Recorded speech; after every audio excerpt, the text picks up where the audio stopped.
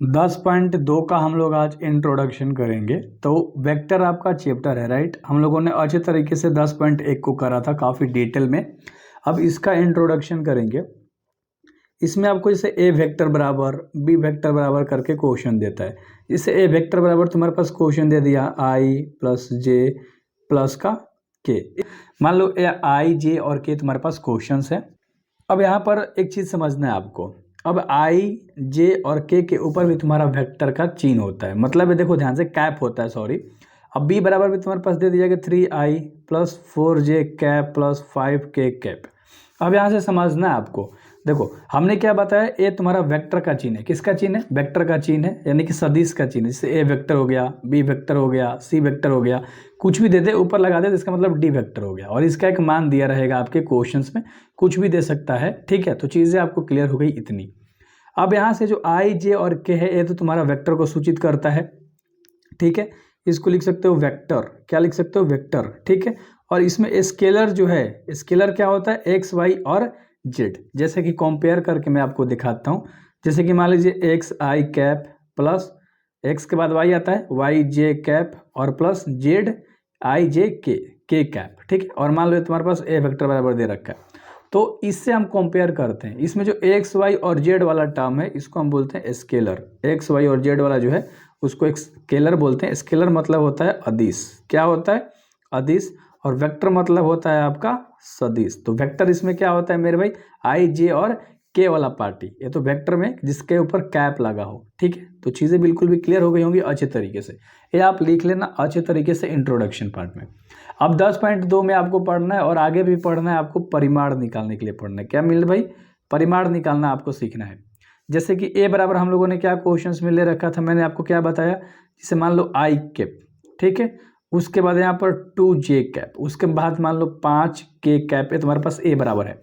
और इस क्वेश्चन का बोल रहा है परिमाण ज्ञात करने के लिए। क्या बोल दिया? परिमाण ज्ञात करें, ठीक है। तो जब परिमाण ज्ञात करने के लिए बोलता है तो ए है, तो मोड का चिन्ह डाल के इस तरह से आप लिखते हो। और इसका मतलब क्या होगा? पहले कंपेयर कर दो एक्स वाई जेड, यहाँ से क्या निकलेगा?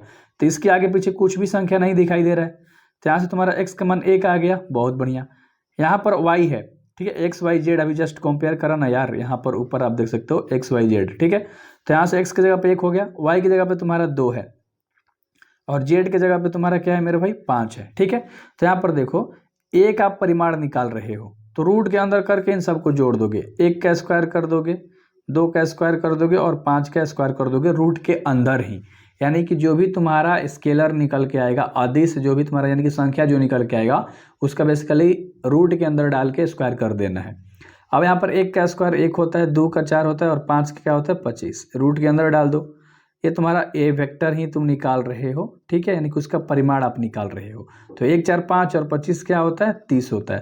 ये तुम्हारा क्या आ गया? परिमाण। वैसे ही ए बराबर तुम्हारे पास दिया है क्वेश्चन में, तुम्हारे पास बी बराबर भी दे सकता है, सी बराबर भी दे सकता है। तो तीनों का अलग अलग आप परिमाण निकालोगे अगर तुम्हारे पास 3 गो सवाल दे देगा तब। वैसे आप बाद में प्रश्नावली जब करोगे, क्वेश्चंस लगाओगे, चीज़ें समझ में आएगी। तो परिमाण निकालना आपको अच्छे तरीके से आ गया मेरे भाई। सदिश भी समझ में आ गया, अदिश भी समझ में आ गया, क्वेश्चन किस तरह से देगा वो भी सारी चीज़ें बता दिया कि क्वेश्चन इस तरह से देगा, वो सारी चीज़ें मैंने अभी तक बता दी। अब थोड़ा सा एक बेसिक थोड़ा सा कॉन्सेप्ट समझ लेते हैं। इसमें आपका एक पूछता है दी की कोसाइन। क्या निकालने के लिए पूछता है? दी की कोसाइन, ठीक है। तो दी की कोसाइन क्या होता है? जैसे मान लो तुम्हारे पास ए बराबर हमने क्वेश्चंस दिया, ठीक है। तो ध्यान से देखना, इसका फॉर्मूला क्या होता है बेसिकली। ये तुम्हारा देखो, इसमें 3 तरीके से, इसमें 3 पद है, ठीक है, समझ रहे हो? 3 पद है। तो एक पद मान लो एल बराबर, तुम्हारे पास सूत्र क्या बनेगा? एल एम और एन बराबर। मैं शॉर्ट में बता देता हूँ, क्वेश्चन जब करोगे तो मजा आ जाएगा। L M N. एल बराबर क्या होगा? एक्स, पहला क्या है? एक्स। तो एक्स और उसके नीचे क्या होगा? उसका परिमाण होगा। ध्यान से समझना, यानी कि टोटल क्वेश्चन वाला परिमाण जो है वो लिखाएगा, यानी कि ए का परिमाण निकालेगा, ठीक है। तो आप निकालोगे। और दूसरा एक्स वाई बराबर क्या हो जाएगा? बी का परिमाण, मतलब ए का ही परिमाण होगा ना, क्योंकि सारे क्वेश्चंस को मिला के एक का ही परिमाण है। और एन भी निकालना होगा तो तुम क्या है? एक्स वाई और जेड के बराबर क्या निकलोगे? ए का परिमाण है। तो इसका एक्स का मान 1 था, तो 1 बटा में क्या हो जाएगा? रूट का 30। यहाँ पर तुम्हारा क्या हो जाएगा? वाई का मान क्या था मेरे भाई? 2 था। यहाँ से देखो कंपेयर मैंने कर रखा है, यहाँ पर चीज़ें दिख रही होंगी। तो वाई का मान 2 था, तो 2 के बटा में भी रूट 30 और 3 के बटा में भी तुम्हारा रूट 30। और यही तुम्हारा क्या निकल के आ गया? दिक कोसाइन निकल गया। सूत्र है बेसिकली, ठीक है। इसको साइन अल्फा से सूचित करते हैं, इसको कोस अल्फा से सूचित करते हैं और इसको टैन अल्फा से सूचित करते हैं। ये आगे वैसे अगर तुम साइन कोस टैन भी नहीं याद रखोगे तो चीज़ें बिल्कुल भी क्लियर हो गई अभी तक इंट्रोडक्शन पार्ट में। तो बस इतना ही था, ठीक है। और एक और चीज़ है, एक तरह से और क्वेश्चन देता है, मैं वो आपको बता देता हूँ। तो इस तरह से आपके सामने क्वेश्चंस आएगा। मान लो बिंदु दिया रहेगा, पी और क्यू का दो क्रमशः बिंदु दिया रहेगा। अगर मान लो एक लाइन है, मैं आपको समझाने के लिए लाइन ले रहा हूँ। मान लो ये पी है, एक क्यू है। पी का मान तुम्हारे पास दे रखा है 1, 2 और 3 दे रखा है, और क्यू का मान तुम्हारे पास दे रखा है 4, 5 और 6 दे रखा है मेरे भाई, ध्यान से समझना।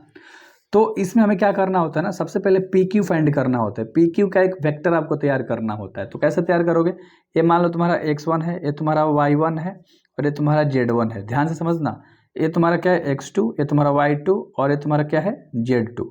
अब हम x2 में से y1 को मतलब x1 को माइनस कर देते हैं। सिंपल देखो यहाँ लिख देता हूँ, ठीक है। आप x2 में से x1 को माइनस करते हो, आप y2 में से आप y1 को माइनस करते हो और z2 में से z1 को माइनस करते हो। ये सिंपल है, ऐसे भी रहेगा। मतलब 4 में ले, पहला वाला घटेगा तो तुम्हारा 3 आएगा, आई कैप लगा दो, ठीक है, प्लस का चिन्ह।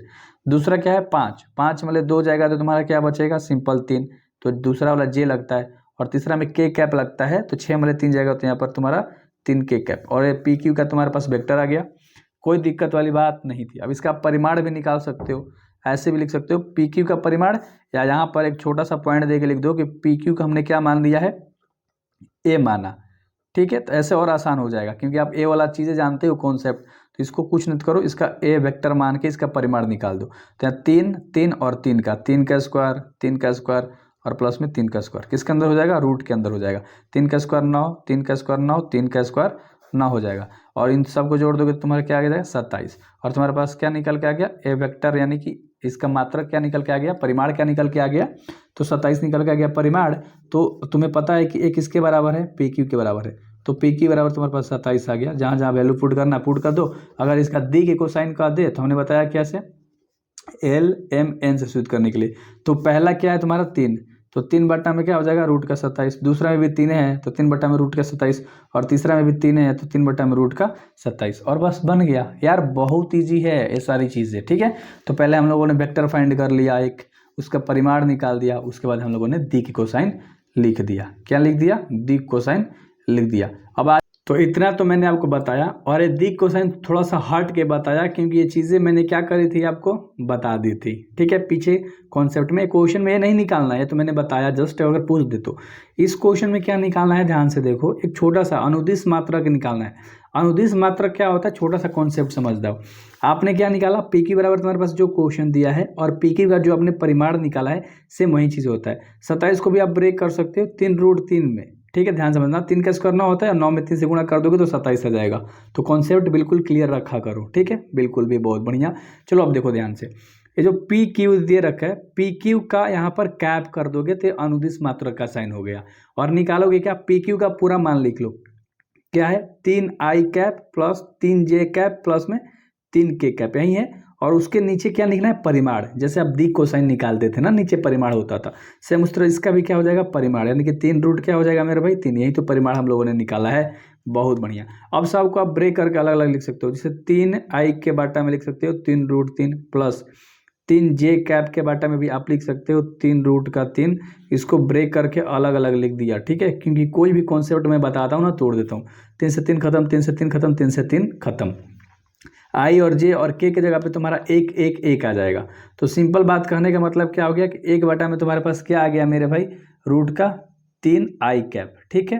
क्योंकि एक यार आई को अलग रख दिया, 1 बटा में लिख दिया, क्योंकि आई बटा में लिखो चाहे ऐसे लिखो, कोई दिक्कत नहीं है, ये भी तुम्हारा आंसर सही हो सकता है। सिर्फ आई मतलब आई कैप बटा में √3, जे कैप बटा में √3, के कैप बटा में, या ऐसे भी लिख सकते हो 1 बटा में √3 जे कैप और 1 बटा में √3, ये क्या हो गया, के कैप। और ये तुम्हारे पास क्या निकल के आ गया मेरे भाई, पी क्यू का अनुदिश मात्रक, याद रखना। और ये तुम्हारा सॉल्व हो गया। तो ये क्वेश्चन तुम्हारा, ये जो क्वेश्चन है ना, मैंने 8 क्वेश्चंस भी सॉल्व करा दिया एनसीईआरटी का, ये 8वां क्वेश्चन था, ठीक है। आई होप कि आपको मजा आया होगा। इंट्रोडक्शन पार्ट में चीज़ें बिल्कुल क्लियर हो गई होंगी। सो डू सब्सक्राइब मेरे भाई, क्योंकि मैं कराता हूँ एनसीईआरटी का टोटल क्वेश्चन कवर।